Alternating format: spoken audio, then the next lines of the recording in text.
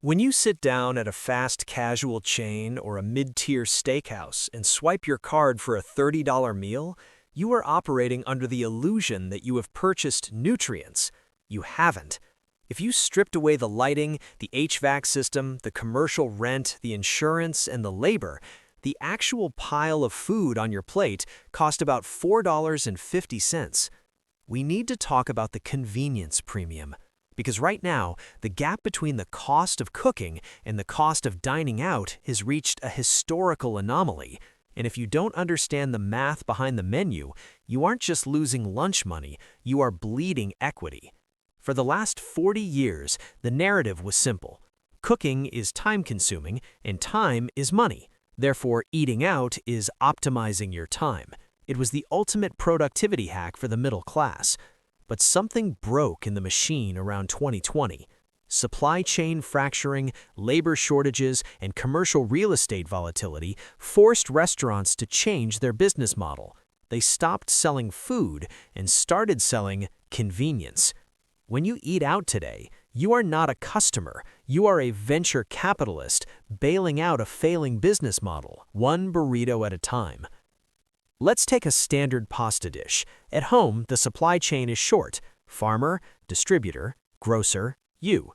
You buy the pasta, you buy the sauce, you apply heat. Total cost, maybe $3.50 per serving, assuming premium ingredients. Now look at that same pasta in a restaurant. The supply chain is identical. The ingredients are often worse quality than what you buy at Whole Foods, but the price is $24. Why? Restaurants are labor-heavy operations in a world where labor is the most expensive asset. To keep a human being standing in a kitchen to boil that pasta, the restaurant has to charge you a 600% markup on the wheat and tomatoes. You aren't paying for the product, you are paying for the service of assembly. And the question you have to ask your bank account is the act of boiling water really worth a $20 premium? We have been conditioned to view cooking as labor and eating out is leisure. Marketing agencies have spent billions convincing you that opening a package of chicken breasts is a burden, but waiting 45 minutes for a lukewarm delivery driver is a luxury. The person on the left, the home cook, is capitalizing on economies of scale. When you cook, you control the portion, the quality, and the waste. You are the CEO of your nutrition. The person on the right is subject to surge pricing.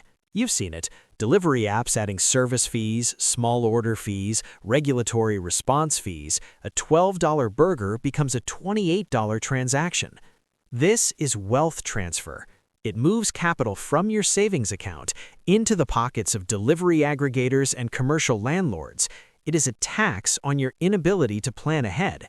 If you eat out 5 times a week, a modest amount for many urban professionals, you are spending roughly $800 to $1,000 a month on the service of food preparation, not the food itself. Over 10 years, assuming a standard market return of 7% if that money were invested instead, that is not a car payment, that is a down payment on a house. That is a year of early retirement. You are eating your future freedom. The restaurant industry relies on your exhaustion. They are betting that you are too tired to chop an onion. They have monetized your fatigue. But Tuesday night takeout is not theater. It's laziness disguised as convenience, and it is priced like a luxury. The system is designed to separate you from your money by offering you the path of least resistance. The most revolutionary financial decision you can make this year isn't buying crypto or flipping stocks, it's learning to use a knife.